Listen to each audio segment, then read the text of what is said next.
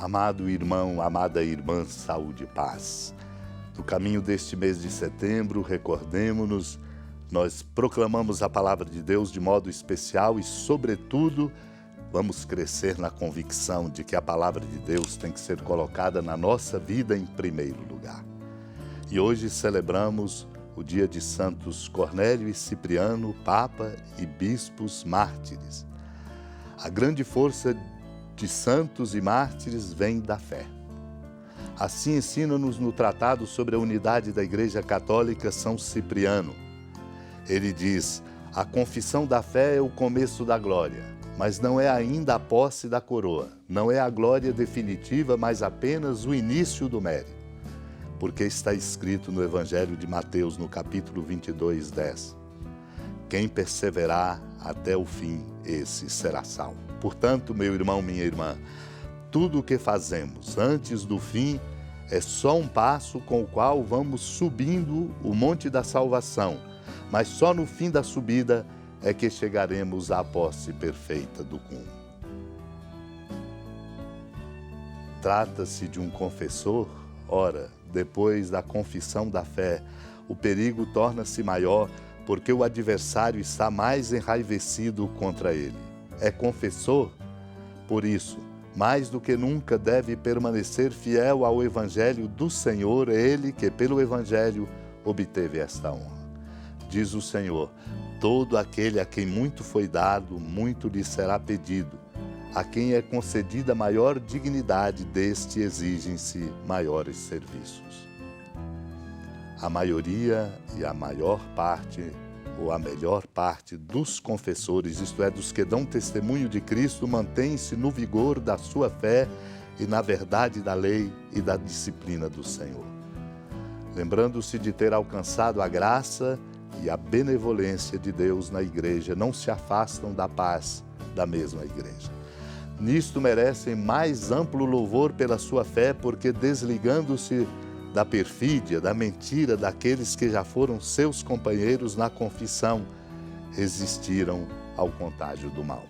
Iluminados pela luz verdadeira do Evangelho, brilhando na pura e na cândida claridade do Senhor, mostram-se tão dignos de elogio na conservação da paz em Cristo quanto foram no combate, quando se tornaram vencedores do demônio.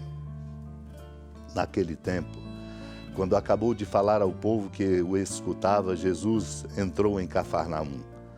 Havia ali um oficial romano que tinha um empregado a quem estimava muito e que estava doente à beira da morte.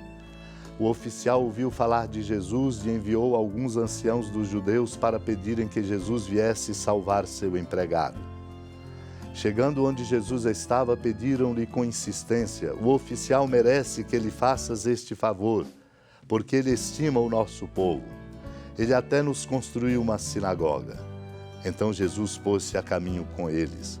Porém, quando já estava perto da casa, o oficial mandou alguns amigos dizerem a Jesus: Senhor, não te incomodes, pois não sou digno de que entres em minha casa. Nem mesmo me achei digno de ir pessoalmente ao teu encontro. Mas ordena com a tua palavra, e o meu empregado ficará curado. Eu também estou debaixo de autoridade, mas tenho soldados que obedecem às minhas ordens. Se ordeno a um, vai, ele vai, e a outro, vem, ele vem, e ao meu empregado, faz isto, e ele o faz. Ouvindo isso, Jesus ficou admirado, virou-se para uma multidão que o seguia e disse: eu vos declaro que nem mesmo em Israel encontrei tamanha fé. Amado e amada de Deus, os mensageiros que ouviram este elogio que Jesus fizera ao oficial voltaram para casa e encontraram o empregado em perfeita saúde. Assim foi em Cafarnaum. Este oficial busca o Senhor, como nós devemos buscar, porque Ele é a fonte. Por isso, Cristo sempre em primeiro lugar no centro de nossa vida.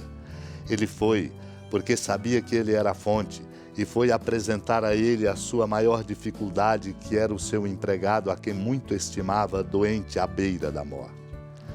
O oficial tinha ouvido falar de Jesus e pediram então que ele, Jesus, fosse ver o seu empregado. E até o elogiaram, dizendo que eles ao pedir com insistência, reconheciam ser o oficial merecedor de um milagre do Senhor, porque estimava o povo, o respeitava e até havia construído uma sinagoga para eles.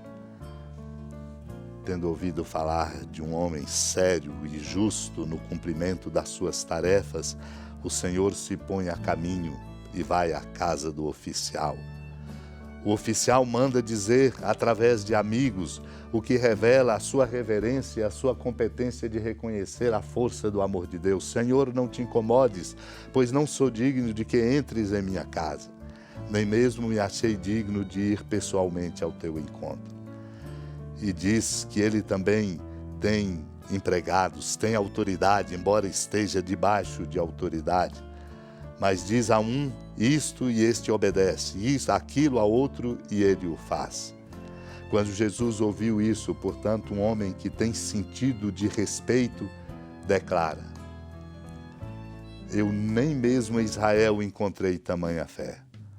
Os mensageiros voltaram para casa e encontraram o empregado em perfeita saúde. Concluo com um precioso conselho das cartas de São Cipriano, hoje celebrado, para nos mostrar o frutuoso caminho da vitória em Deus. Por isso, como podemos, irmãos caríssimos, pela mútua caridade que nos une, nós somos exortados a não esmorecer. Se formos de verdade bons e na caridade, Deus nunca nos abandonará. Nos jejuns, nas vigílias e orações com todo o povo, seremos sempre abençoados.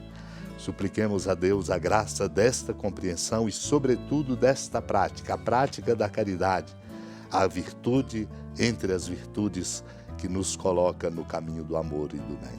Supliquemos. Senhora da piedade, Mãe Virgem do Cristo Deus. Lembrai-vos, ó piedosíssima Virgem Maria, que nunca se ouviu dizer que alguém daqueles que, tendo recorrido à vossa proteção, implorado a vossa assistência e reclamado o vosso socorro, tenha sido por vós desamparado.